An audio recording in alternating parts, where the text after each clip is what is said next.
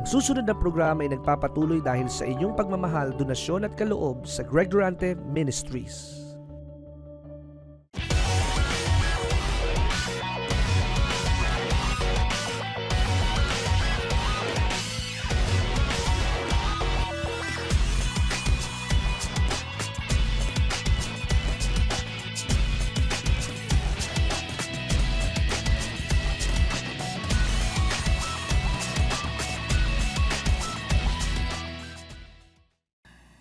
Ang salitang lumabas sa bibig ni Juan Bautista, repent. At nung magumpisang mangaral ang Panginoong Hesukristo, ang unang narinig sa kanya, repent. At nung si Pedro ay mangaral, nagtapos siya sa repent. Manalangin tayo. O Diyos aming Ama, makapangyarihan ang salitang repent. At ito ay panunumbalik sa mataas na kalagayan ng bawat tao na nawala dahil sa kasalanan ni Adan. Kaya't maluwalhati ka sa pamamagitan ng aming pagpapakumbaba na lumapit sa iyo upang kami ay iyong maiangat. Mapagpala ang bawat isa at maluwalhati ang banal at dakila mong pangalan sa pangalan ni Jesus. At kung titingnan po natin ang word na repent, ang root word ay pent. At kung makikita po natin yung word na penthouse, nasaan ang penthouse? Sa ibabaw o sa first floor? Nasa itaas. Kaya nga kung titingnan po natin, nais ng Diyos na ibalik tayo doon sa dating mataas nating kalagayan. So yun po yung repentance. At kung papansinin po natin, ito po ang mga dakilang lalaki ng pananampalataya. Si Abraham ay sinungaling. Si Isaac ay sinungaling. At si Jacob lalong sinungaling. Kaya kung titingnan po natin, sila po ay natuto dun sa paraan ng pagbabalik loob sa Diyos. Repentance. At kung babaybayin po natin ang Biblia, si Isaac o si Aaron ay namuno para magbuo ng gintong toro. So siya ang nagbuo ng idolatrous golden cup. Si Miriam ay rebelde dahil kaniyang sinansala ang lingkod ng Diyos na si Moses. Si David ay babaero. Hello. At ang babaeng kausap ng Panginoon sa balon ng Sikar ay 5 ang kabit. At si Pablo ay mamamatay ng Kristiyano. Si Pedro ay 3 ulit na itinatwa ang Panginoon. At ang 2 kriminal ay buong buhay nila ay nabuhay sila sa kasamaan at krimen. Pero nung matuto silang magsisi at magbalik loob sa Diyos, sila ay pinatawad lahat. At kinalimutan na ang mga nakaraang kasalanan. Kaya ngayon pong sandaling ito, nais kong inyong maintindihan ang dakilang kahabagan, ang dakilang pag-ibig ng Diyos sa iyo at sa akin. Kaya tayo hinugot mula sa lugar ng kadiliman at tayo inilipat sa lugar ng kagilalas na liwanag. Kaya tayo manalangin upang hingin natin sa banal na Espiritu ang pagsisiwalat ng lahat ng katotohanan upang ang ating buhay ay maipagpatuloy natin sa landas na patungo sa walang hanggang buhay. Banal na Espiritu, hindi namin alam ang araw-araw na kalooban ng Ama, subalit ikaw alam mo ang kabuuan. Kaya hayaan mong kami ay magpakumbaba at maging maamo na laging lumalapit sa iyo dahil ikaw ang papatnubay at aakay at gagabay sa amin.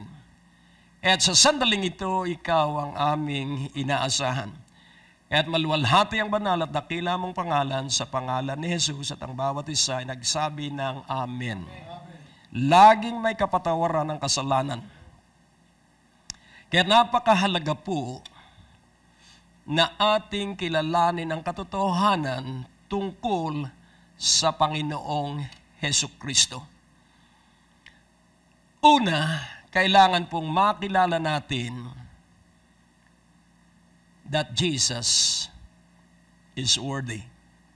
Yan ang titulo po ng mensahe, Worthy is the Lamb that was slain. Worthy is the Lamb that was slain. Karapat-dapat ang kordero na pinatay. Kaya dito po sa katotohanan ito, si Jesucristo lamang ang ating pag-asa. Siya ang nagbayad ng kabayaran na kailangan sa kasalanan ng sangkatauhan na galing kay Adan. At dito po ay nais kong inyong maunawang mabuti. First, kailangan makita po natin ang worthiness of the Lamb. Second, matuto tayo to give ascription. Ascription. So pag lalantad po ng ating pagbibigay, pugay at pagsamba sa natapos na gawa doon sa krus, sa Kalbaryo.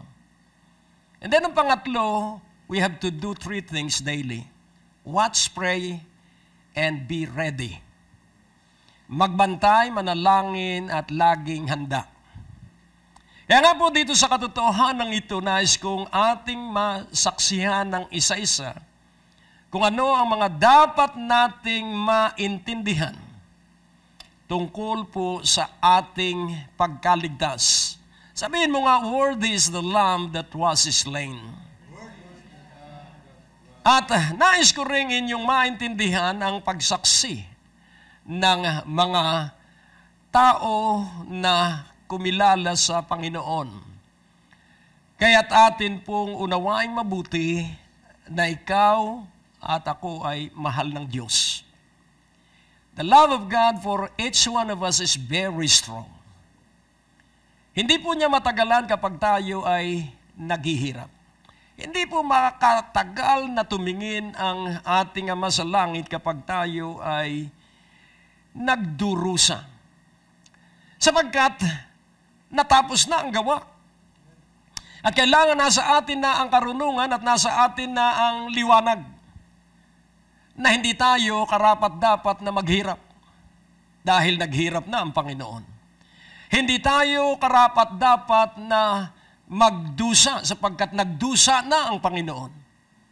Kaya kung makikita natin ang katotohanan ng tinapos na ng Panginoong Hesukristo ang lahat ng dapat nating daanan bilang parusa sa kasalanan, makikita mo na matutupad ang sabi ng Biblia, hahalakha ka sa panahon ng tagutom.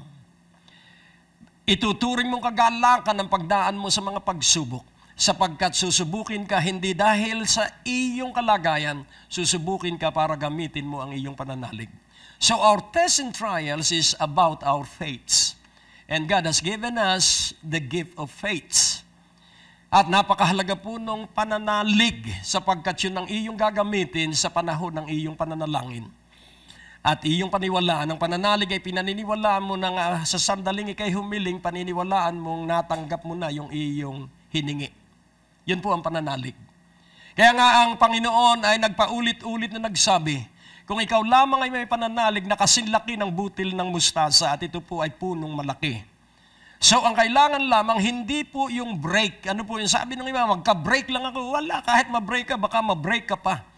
Ang kailangan po natin ay pananalig. At gamitin mo yung pananalig. At ano ba ang pananalig? Naniniwala ka kahit wala pa na nasa iyo na. Ulitin kong muli, ang pananalig po'y paniniwala na kung ano ang pinangako ng Diyos sa kanyang salita, paniniwalaan mong nasa iyo na.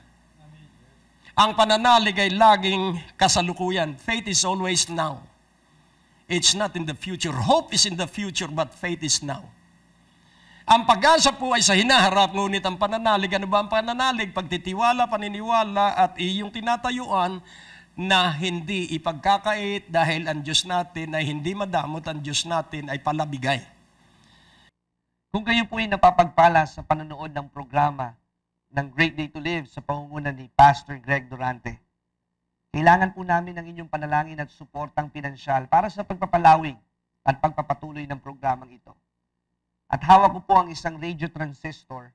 Mapapakinggan niyo po ang aming mga radio programs sa DWAD 1098 kHz AM band kung kayo po ay nasa Greater Manila area at ilang karatig bayan, lungsod at lalawigan dito po sa Luzon.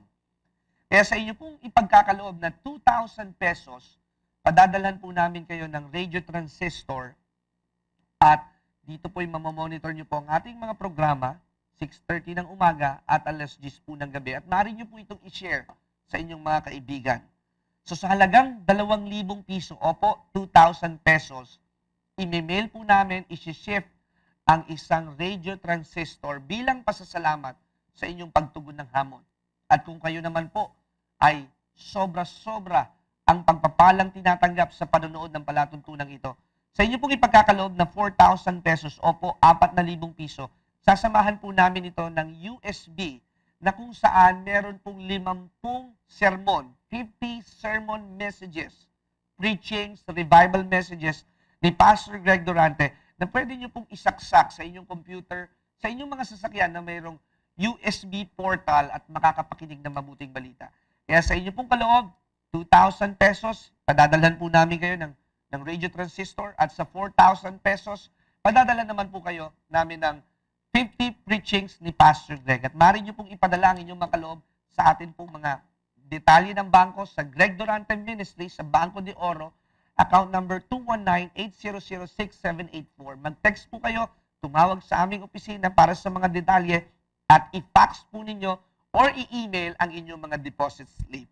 Mula po kay Pastor Greg, kami po ay nagpapasalamat at sama-sama nating dalhin ang Ebanghelyo sa himpapawid. Kayo lamang po ang nakakaintindi at nakakaunawa lahat ng napapagpala ng palatuntunan ito. Magmadali at huwag mag-atubili, ipadala ang pinakamainam na kaloob para sa ating Panginoon. Kaya kailangang maintindihan natin ang buhay na relasyon natin sa Diyos, yung creator-creature relationship. Kailangan maunawaan natin dahil kayang-kaya niyang ibigay ang lahat ng ating kailangan dahil ibinigay na sa atin ang lahat ng spiritual na pagpapala. At ang gagawin na lamang ay isabuhay natin yung mga spiritual na pagpapala, yung na yun. Ngayon, nais kong inyong makita, dahil ang Biblia ay maliwanag, na after the Great Tribulation, nagtipon sa langit ang lahat nung nagtagumpay sa panahong yun. Pero bago ang Great Tribulation, nag-utos ang Diyos. At sabi niya sa anghel na mamumuksa, huwag ninyo sasaktan ang mga tapat kong lingkod. At sila ay pinahira ng tatak ng pagmamay-ari ng Diyos. At yun ay after the tribulation, pero ikaw at ako ay tinataka na bago tayo idaan sa pagsubok. Hello? Amen po ba? You are sealed with the Holy Spirit. Kaya wala kang talo. You will never be defeated. The enemy will try to defeat us, but he will never prosper because you are sealed. Ika'y may tatak. Tatak ng ano? Selyo ng banal na Espiritu. Sa Ephesians 1:13. Kailangan maintindihan mong ikaw ay higit pa sa mananagumpay. In whom you also trusted, after that you heard the word of truth, the gospel of your salvation, in whom also after that you believe, you were sealed. After you believe, kailan ka sinelyuhan? After you believe. Do you believe that Jesus is your Lord? Then after you believe, you are sealed with the Holy Spirit of promise. Yun pong sinabi ng Biblia that the blessing of the Lord, it make it rich. Hindi po sinabing your profession make you rich. Hindi po sinabing your job make you rich. It's the blessing. And what is the blessing of the Lord? The Holy Spirit. So if you have the Holy Spirit, then the Holy Spirit will make you rich. Hello? At ang umpisa ng kayamanan ay in utterance, in faith, in love, in everything that is spiritual.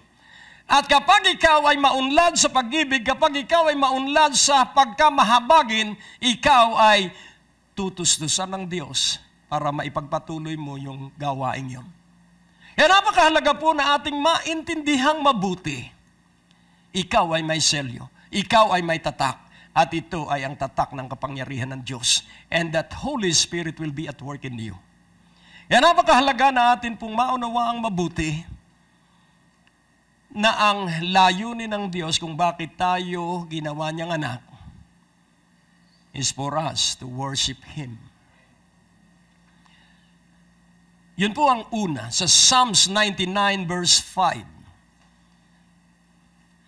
Exalt ye the Lord our God and worship at His footstool, for He is holy.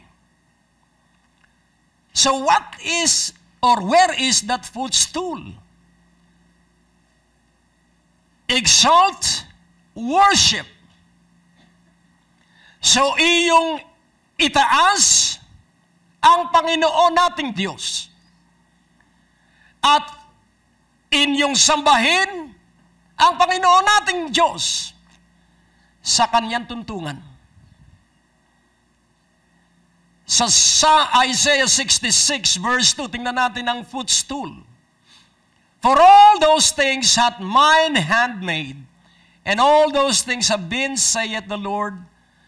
But to this man will I look, even to him that is poor and of a contrite spirit, and trembleth at my word. So pansinin po natin, kailangan po na mahikayat natin ang paningin ng Diyos at kailangang mapusuan tayo ng Diyos at paano tayo makakahikayat sa Diyos at paano tayo mapupusuan ng Diyos. Ang sabi dito, those who are poor, yung mga walang inaasahan kundi ang Diyos, hindi po ibig sabihin na walang pera. Yung poor po dito ay yung umaasa lamang ay sa Diyos kahit siya maraming pera. Kung walang pera, madaling umasa sa Diyos. Pero pag maraming pera, mahirap umasa sa Diyos. And of a contrite spirit, yung laging nagsisising espiritu. At sabik, yung tremblet po ay addicted to the word. Wow. Sa verse 1, nandun po yung footstool. Thus saith the Lord, the heaven is my throne, and the earth is my footstool. So saan yung footstool? The earth. Where is the honor that you build unto me, and where is the place of my rest? So ating pansinin po, na kapag ikaw ay nagpapakumbaba araw at gabi, ikaw ang lugar ng Diyos na pamamahingahan niya. So dito ay maliwanag, the earth is the footstool, at pag ikaw po ay sumasamba sa Diyos, then you become His resting place. Kaya nga ating unawaing mabuti, ang Diyos po lamang ang siyang gagawa ng lahat ng himala at siya ang tutustos ng lahat ng probisyon. He is Jehovah Jireh and He is Jehovah Rapha. Siya ang tutustos sa lahat ng ating pangangailangan. Siya ang magpapagaling sa lahat ng ating karamdaman. At siya lagi ang kasama natin, Jehovah Shammah. Siya rin ang ating watawat, Jehovah Nissi. Siya rin ang ating Jehovah Sidkenyo, ang ating katwiran. So kung titingnan po natin, ang Diyos po ay sapat at siya ay kasama ng bawat isa sa atin. Kaya kung ito ay iyong uunawain at kikilalanin, ikaw po ay walang talo. Ang tao ay may retirement. Pero ang lahat ng nasa Diyos, wala pong retirement. Laging refirement. Instead of retire, refire. Amen? Pagkakatapos ng bawat taon, you are refired. Ikaw ay magpapanibagong apoy. Amen? Ikaw ay magpapanibagong sigla. Kaya hindi ka tatanda. Sapagkat ikaw ay lalangisan ng kapangyarihan ng Diyos upang hindi ka manghina. Sapagkat kapag nakikita mo na ang tao na napapayuhan mo at nahahamon mong magtiwala sa Diyos, sisigla ka dito. Kaya nga mga kapatid, nais kong inyong maunawaan, you need a personal encounter with Jesus. Sapagkat ang bawat merong personal na encounter, yun pong encounter ay pakikipagtagpo. Kaya kung titingnan po natin, si Pablo ay kinatagpo ng Panginoong Jesus sa lansangan patungong Damascus. At nung siya ay makatagpo ng Panginoon, siya ay nagbago. At kapag ang isang tao ay binago dahil dun sa pakikipagtagpong yun, remember this, that there will be a time that Jesus will have to deal with us face to face. Darating yung sandaling yun.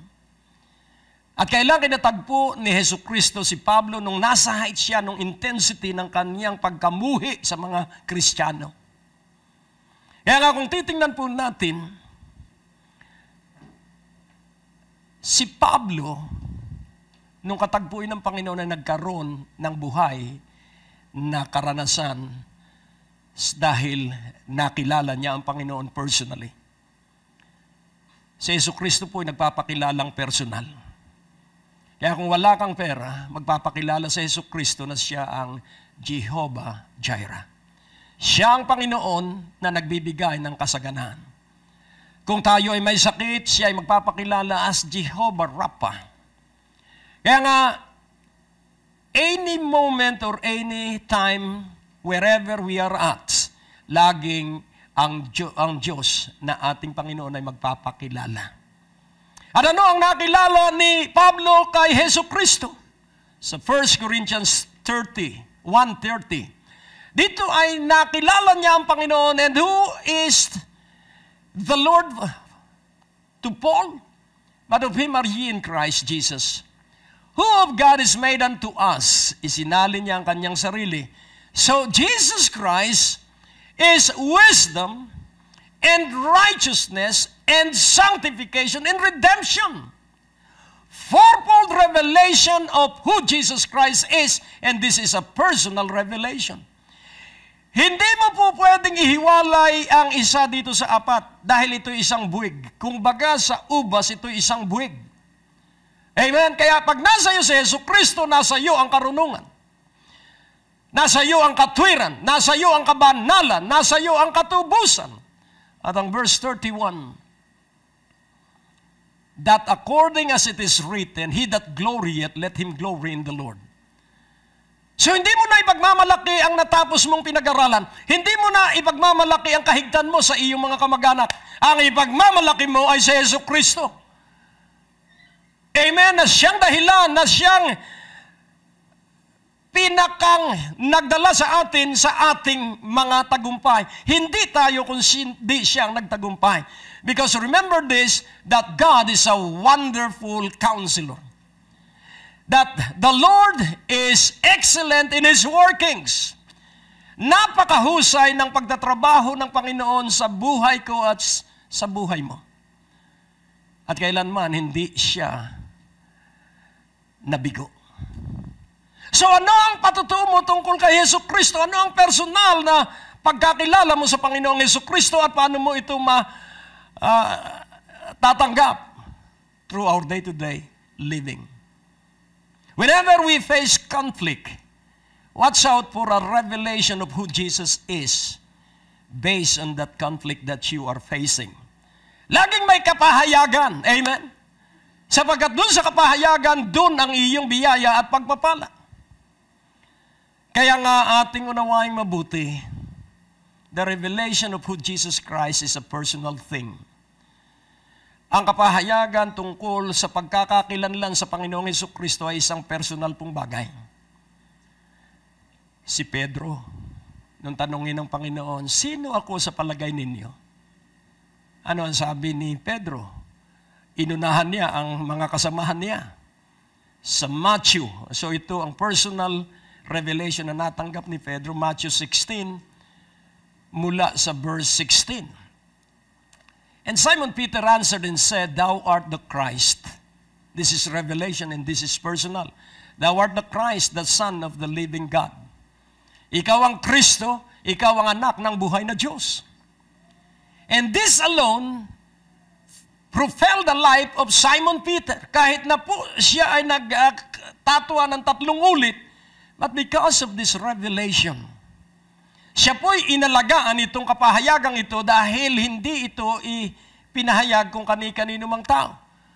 Sapagkat hindi ito napag-aralan sa textbook, hindi ito napag-aralan sa classroom. Sabi sa verse 17, ano ang sabi ng Panginoon? And Jesus answered and said unto him, Blessed art thou, Simon Bar-Jonah, for flesh and blood hath not revealed it unto thee, but my Father which is in heaven.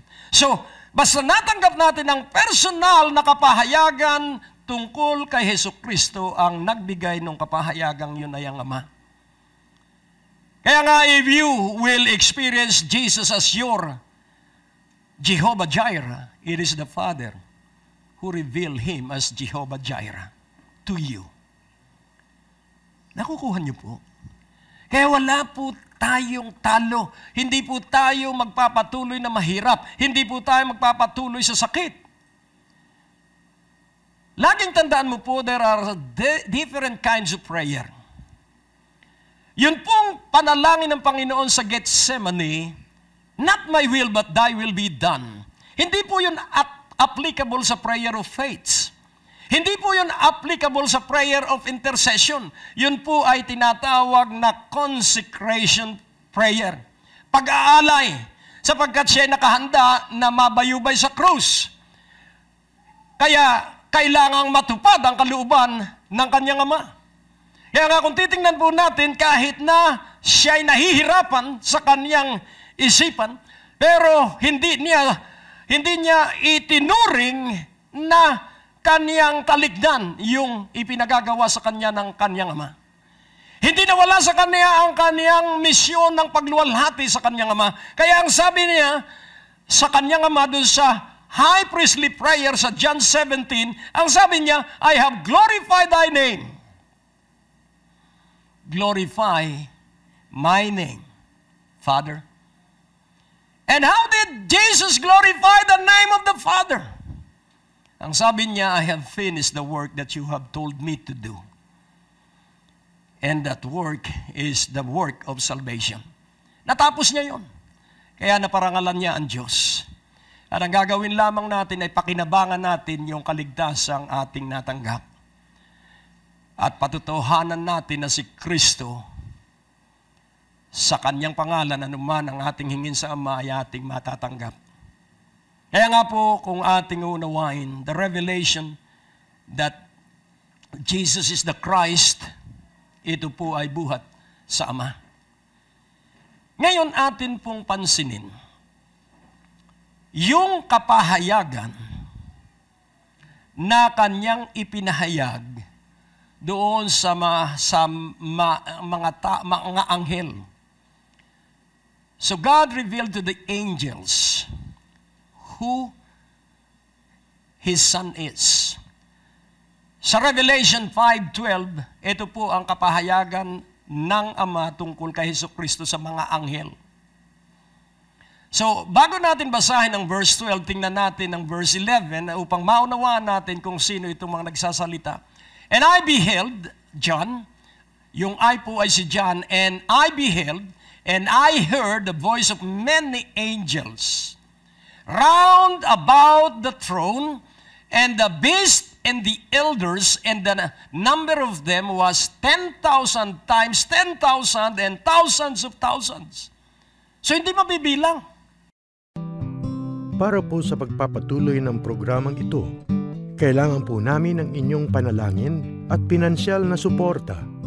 Sa bawat kaloob ng inyong ipapadala, anuman ang halaga, bibigyan po namin kayo ng anointing oil bilang pasasalamat sa inyong pagtulong at pagsuporta sa Greg Durante Ministries. So ito ang kanilang pagsaksi sa Panginoong Hesukristo. Sino sa akala ng mga anghel si Hesukristo? Sang-ayon sa kapahayagan sa mga anghel, sa verse 12, ito si Hesukristo. Saying with a loud voice, mga anghel po ito, worthy is the Lamb that was slain to receive power and riches and wisdom and strength and honor and glory and blessing. So worthy is the Lamb. Ano po yung worthy? Karapat-dapat. So siya po ay kagalang-galang. So si Jesucristo ay karapat-dapat sapagkat siya ay kagalang-galang dahil sinunod niya ang gusto ng kanyang Ama. So ano ang kanyang natanggap?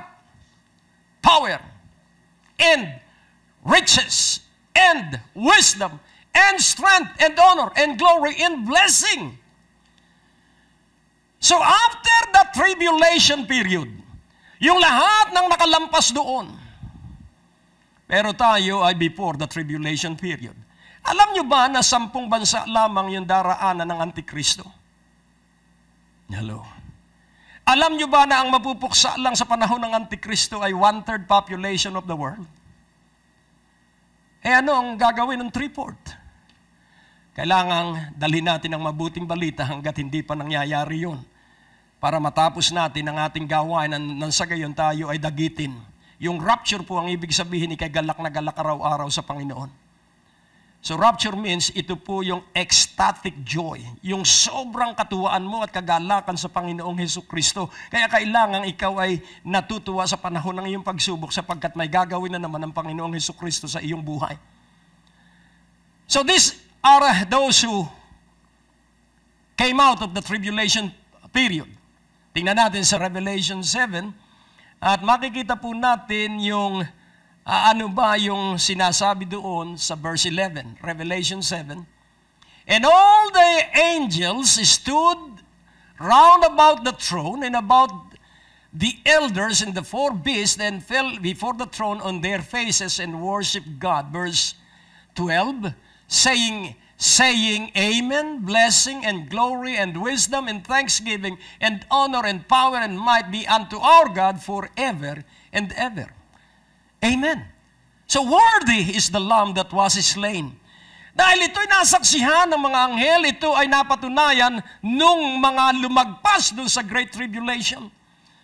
At sila may patutuo kung bakit sinasamba nila ang Panginoong Hesukristo sapagkat napatunayan nila na hindi sila nasaktan nung kahirapan ng panahon ng taggutom. Hindi sila nasaktan ng mga salot sapagkat sila ay nagtiwala sa kordero na nabayubay sa krus. At kung atin pong uunawain at kailangan tangkilikin natin ito, ang ating tiwala ay kay Hesukristo. At kung atin pong iaayos, atin munang pansinin sa 5:12 ng Revelation, ito po'y ascription to the Lamb that was slain. Pero sa verse 30, pag sinabi pong ascription, ito po yung ascribing. Ito po yung pagbibigay ng paggalang. Ito naman po ay ascription for the Father and the Son. And every creature which is in heaven and on the earth and under the earth, and such as are in the sea and all that are in them, heard I saying, blessing and honor and glory and power be unto him that sitteth upon the throne and unto the Lamb forever and ever. So sino yung nakaupo sa trono? Ang Ama. At sino yung Lamb? Si Hesukristo. Kaya ito'y ascription to the Father and to the Son. So the Father and the Son, to them belongs blessing and honor and glory and power. Kaya kung titingnan po natin, ang Revelation 7, tayo lumipat ulit doon sa verse 12, at sabi ng mga anghel at ng mga matatanda na naruroon sa langit, ano ang kanila sinabi? Saying, Amen. Ano ang ibig sabihin ng Amen? Be it so. It is done. Yun po ang Amen. So ano ang natapos na, ano ang naganap na? Blessing and glory and wisdom and thanksgiving and honor and power and might be unto our God forever and ever. Amen. Kaya kung pagtatabihin mo po yung 5:12 at ang 7:12, meron pong pagkakaiba. Ano kaya ang pagkakaiba ng 5:12 sa 7:12? Ang pagkakaiba po sa 5:12, sabi roon ay power, riches, wisdom, strength, honor, glory, and blessing. Sa 7:12, blessing, glory, wisdom, thanksgiving, honor, power, and might. So kung titingnan po natin sa 5:12, walang thanksgiving. Tama po ba? So kayo na ang mag-aral. Pero sa 7:12, wala namang riches and strength. Dahil hindi na nila kailangan ng kayamanan dahil sila ay nasa langit na. Pero tayong nasa lupa pa, kailangan natin ng kayamanan. Hello? Kailangan mo ba ng pera? Kaya kilalanin mo si Jesucristo dahil sa pangalan niya, ikaw ay tutustusan ng Diyos.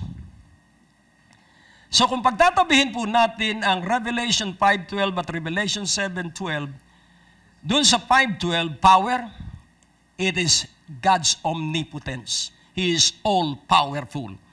At ang riches, it refers to possessions. Si Jesucristo ang may-ari ng lahat. Kaya kanino ka magpapakalakas? Sa may-ari.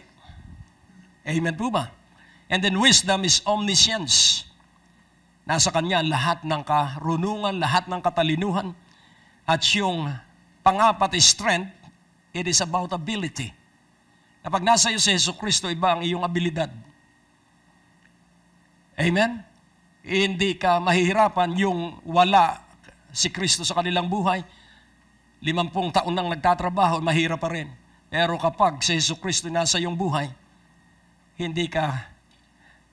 Ang Panginoong Jesucristo kasi kung siya ay magpala, consistent, though it is gradual. Pero the moment na naabot mo na yung takda mo, it will be instantaneous.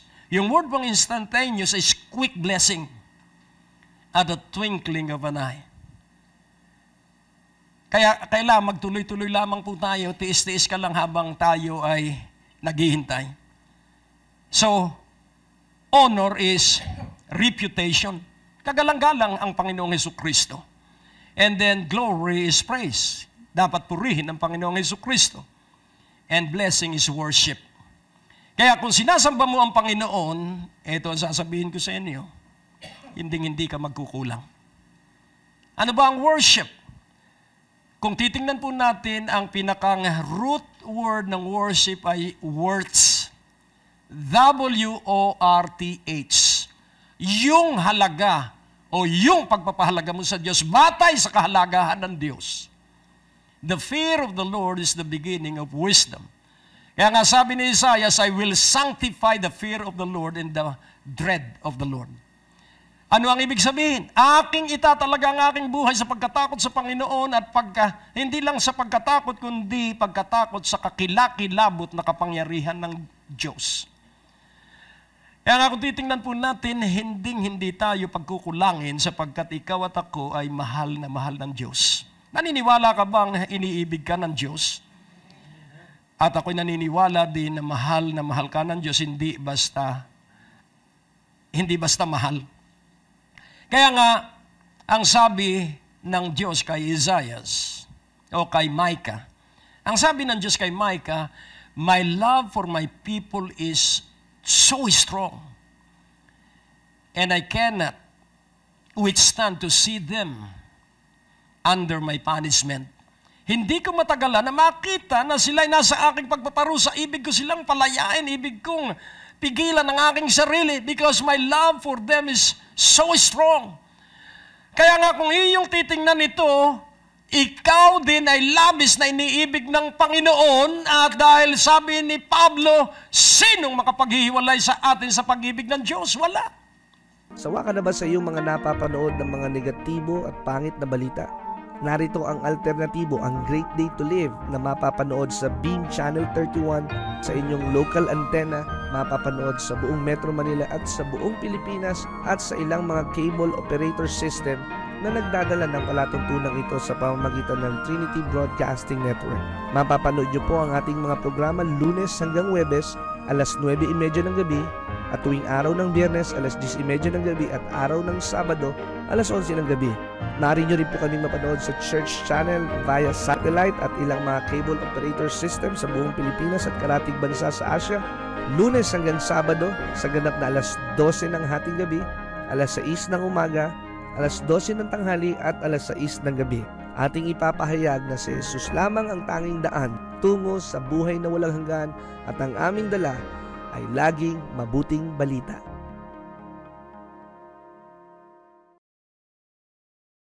Ba'y nangangailangan ng himala, pagpapala at katugunan sa iyong mga problema? Inaanyayahan po namin kayo sa araw ng Biyernes sa ganap na 6:30 ng gabi sa darating na September 4, September 11, September 18, September 25 para sa Friday Night Revival sa Biyaya ng Diyos Christian Fellowship sa 2nd floor, Medical Building, Ortigas Avenue, Green Hills, San Juan.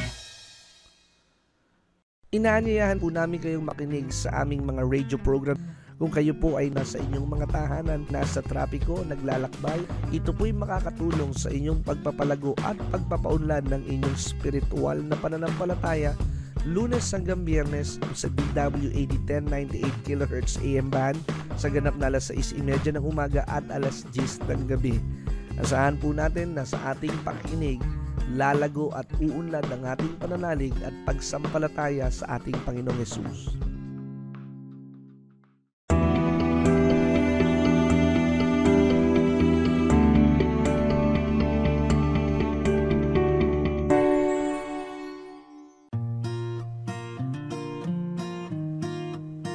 May mga na-miss ka bang broadcast ni Pastor Greg? Huwag malungkot, maaari mo na itong balikan sa pamamagitan ng pag-log on sa www.greggdurante.com. Doon sa ating website, i-click lamang ang mga video preachings na nais mong mapakinggan, English o Tagalog o anumang mga title na nais mong panoorin at 24 hours, 7 days a week, mapapakinggan at mapapanood mo si Pastor Greg. Naniniwala kami na sa pakikinig ng salita ng Diyos, nandoon ang paglago at pag-unlad ng inyong mga buhay at mararanasan ninyo ang biyaya ng ating Panginoon.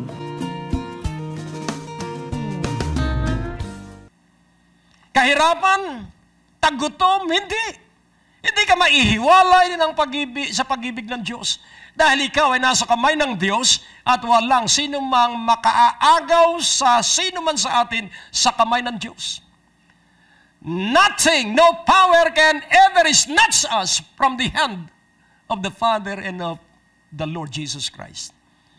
Kaya kung sakaling ikaw ay nasa setback, there will be a set up later on. Amen po ba? Muli kang iaangat ng Diyos, muli kang itatayo ng Diyos, at muli kang magiging alab sa Diyos. Ika'y kaaalaban ng Diyos at ikaw ay kanyang bibiyayaan at pagpapalain ng tuloy-tuloy sapagkat ito ang gusto niyang gawin. Kaya, ang pangalawang katotohanan, that Jesus is the source and the author. God is the source of all our provision and all our supply. And for us to benefit and to have part of that provision and supply, we have to exercise faith. So paano mo gagamitin ang iyong pananalig? Tingnan natin sandali kung ano ang pananalig.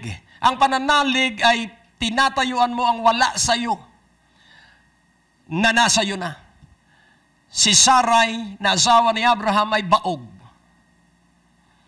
Si Rebecca, na asawa ni Isaac, ay baog.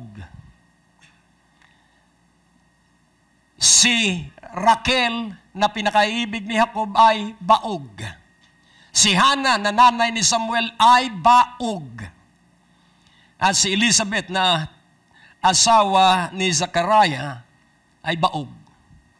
At pansinin natin, ang pagiging pari ni Zechariah na tatay ni John the Baptist ay Levitical priesthood. At sa dami ng Levita, once in a lifetime lamang ang kanilang pagkakataon na makapasok doon sa templo dahil yun ay palabunutan. At minsan siyang nagkaroon ng pagkakataon at siya nakapasok sa templo para maghanda ng alay sa Diyos, hindi pa siya naniwala sa anghel.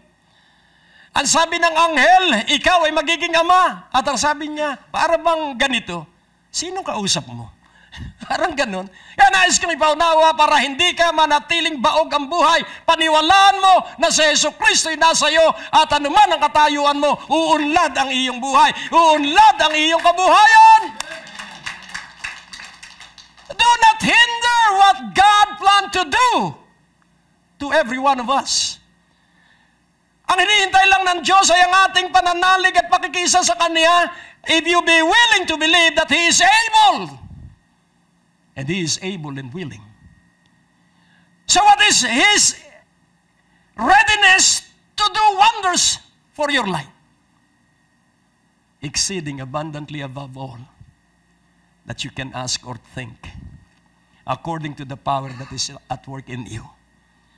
Huwag mo kalilimutan na kung ilang taong kang nagtiis na laging kapos, magtatapos yun. At kung gaano katagal kang nagtiis, ganon rin katagal ang haba ng iyong biyaya at pagpapala. Amen po ba? Kaya nga ang matiisin may pagpapala. Kaya magpatuloy ka lang sapagkat naririto na at ikaw ay nasa bingit na ng iyong kasaganaan. Kasaganaan at kagalak at kaligayahan kay Jesucristo. Ang Diyos po ay napakabuti. So, ano po ang pananalig? At ang pananalig po sabi ng Romans 4:17, as it is written, I have made thee a father of many nations, before him whom he believed, even God who quickeneth the dead, and calleth those things which be not as though they were. So pansinin po natin ang mga baog ay nagdalang tao. Kaya kung baog ang iyong buhay, kung hindi mabunga ang iyong buhay, ngayong gabi, mawawala ang pagkabaog sa iyong buhay. Hindi ka natatawaging salat sa pera. Hindi ka natatawaging bansot at payat sa iyong pananampalataya. Tatawagin ka ng pinagpala. Tatawagin ka ng mabiyaya. Tatawagin ka na maunlad. Dahil ito ay kagagawa ng Panginoong Jesucristo. Before him whom he believed, even God, who quickeneth the dead, and calleth those things which be not as though they were. So if you believe in prophecy, if you believe when prophesying, sinasabi ang salita ng Diyos. So prophesying is this, that you are blessed, and you are more than blessed in Jesus Christ's name. That is prophecy. Because the abundant life is brought about by Jesus Christ in our lives. Ang may dala ng masaganang buhay sa atin ang Panginoong Jesucristo, kaya hindi pwedeng ikaw ay manatiling kapos, hindi ikaw dapat pwedeng laging nasa kawalan. Dahil ito ay hindi pangako, kundi natapos na gawa at pakinabang nung natapos na gawa. The abundant life is a gift, and you have that gift. Ang iyo lamang gagawin ay gamitin mo ang iyong pananalig. At ano ang pananalig? Tinatawag mo yung mga wala sa iyo na nasa iyo na. Sa 17:20 ng Matthew, ipakikita ko sa inyo yung faith as big as a mustard seed. And Jesus said unto them, because of your unbelief, for verily I say unto you, if you have faith as a grain of mustard seed, you shall say unto this mountain, you shall say to your problems, you shall say to your crisis, remove hence to yonder place, and it shall remove, and nothing shall be impossible unto you. So ano yung remove? Aalisin yung mga blockades. Yung mga hindi mo nakikita because a mountain is a block. Hindi mo nakikita yung likuran ng bundok. Kaya hindi mo rin nakikita yung solusyon sapagkat ang kaharap mo'y suliranin. But speak the solution in your problems or to your problems. Speak the solution. Speak the promotion. And that is faith. Amen? And then sa 21:21, Matthew 21:21, so ang gagamitin mo ay ang iyong bibig.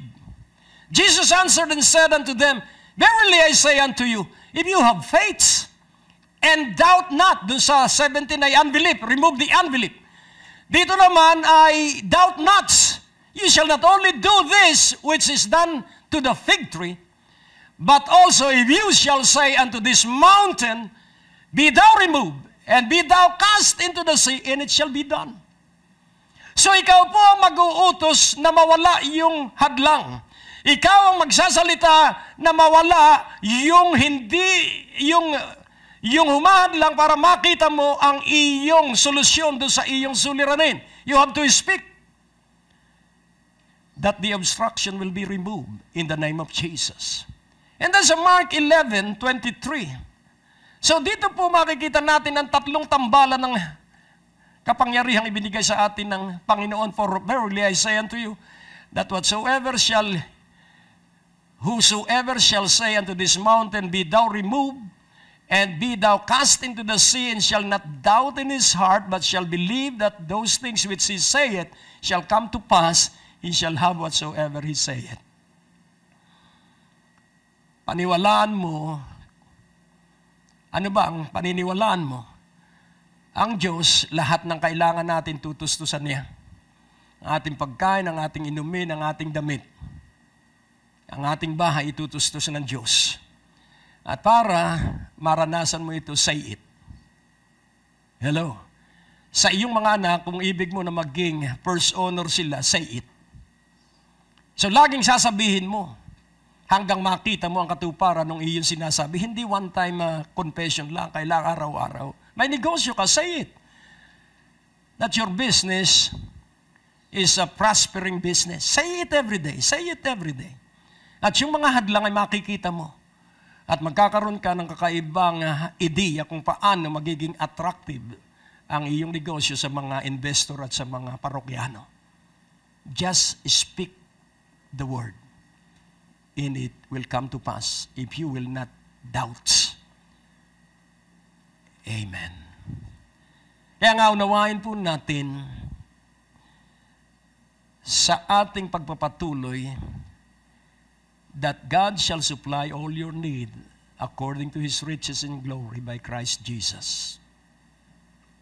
And then thirdly, watch, pray, be ready. Yun po yung ikatlong dapat nating gawin. Ano ang ating babantayan? Ang ating babantayan ang pagbabalik ng Panginoon. So watch. Araw-araw basta ako'y naglalakad, tumitingala ako paggabi sa langit para makita ko yung inaabangan ko, ang pagbabalik ng Panginoon. Sa Titus 2:13, ang magiging maunlad sa ibabaw ng lupa ay yung binabantayan at inaabangan ng pagbabalik ng Panginoon. Looking for that blessed hope. Ano ang tawag doon sa pagbabalik ng Panginoong ating inaasahan? Blessed hope. Looking for that blessed hope in the glorious appearing of the great God and our Savior Jesus Christ. Kailangan araw-araw, inihintay natin ang pagbabalik ng Panginoon. Araw-araw po yan. At kapag ikaw ay naghihintay sa pagbabalik ng Panginoon, because watching is observation, by observation. Sa 2 Timothy 4:8, 2 Timothy 4:8, henceforth there is laid up for me a crown of righteousness, which the Lord, the righteous judge, shall give me at that day, and not to me only, but unto all them also that love His appearing. Iniibig mo ba ang pagbabalik ng Panginoon? Ikaw ba'y tumitingala katulad ko sa alapaap at hinihintay mo sa Jesucristo? Pag minsan yung ulap ay parang nababanaag kong sa Jesucristo yata yung nasa likod ng ulap. Nakaka-enjoy po. So if you are excited in the coming of the Lord, makakasama ka po sa rapture. And then lastly, about watching, praying, and getting ready, sa Hebrews 10:37. Huwag ka pong magsasawa, for yet a little while, and He that shall come will come and will not tarry. Yun pong word na tarry, He will not neglect His promise. Because God who promises faithful. Yun pong little while, ang 1,000 years po sa tao ay 1 hour lang sa Diyos. Hello? 1 day. 1,000 years with men is only 1 day with the Lord. Kaya kung titingnan po natin, ano na ang edad mo ngayon? Iyo pong interpolate ito dun sa 1,000 years. Sa Diyos ay isang araw lang ang 1,000 years. Kaya ang tawag ni Pablo ron ay a little while. And he that shall come. So, ang pagbabalik ng Panginoon ay sa ikapitong araw. At tayo po ipapasok na doon sa ikapitong araw, doon sa start at beginning ng 7,000 years. Magtatapos na po yung 6,000 years. Hello? Kaya, for yet a little while, and he that shall come will come and will not tarry. So ano po ang magiging laman ng iyong panalangin? Maranatha. Lord Jesus, come, Lord Jesus. Kaya po nagtatapos tayo lagi sa broadcast, Maranatha. Come, Lord Jesus, come. Dahil yun po ang mga batian ng mga Kristiyano nung panahong una sa Book of Hebrews. Ang kanilang, pag sila nagkikita, Jesus is coming. Jesus is coming! Jesus is coming! Kaya mga kapatid, pray that Jesus will come soon. Either way, if that comes, then Jesus will sasalubungin tayo. Jesus will meet us in the time of our death. At kung umabot naman tayo sa rapture, sa ulap tayo magkikita-kita. Pero wag tayong malulungkot dahil ang lahat ng namatay, to live is Christ, to die is gain. Lahat ng namatay na sumampalataya, pag tayo'y na-rapture, tayo diretso sa ulap ng mga buhay at yung mga patay bubuhayin, makakatagpo natin sila sa ulap.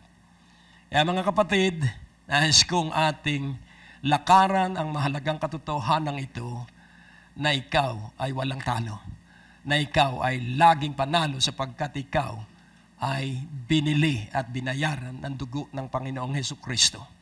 Kaya sa kabuuan bilang recap ng mensahe, worthy is the Lamb that was slain. Pangalawa, ascribe to Him riches and honor and glory and so forth. And then thirdly, watch and pray. Get ready. Manalangin tayo, O Diyos na dakila amang makapangyarihan. Salamat sa katotohanang isiniwalat mo sa amin.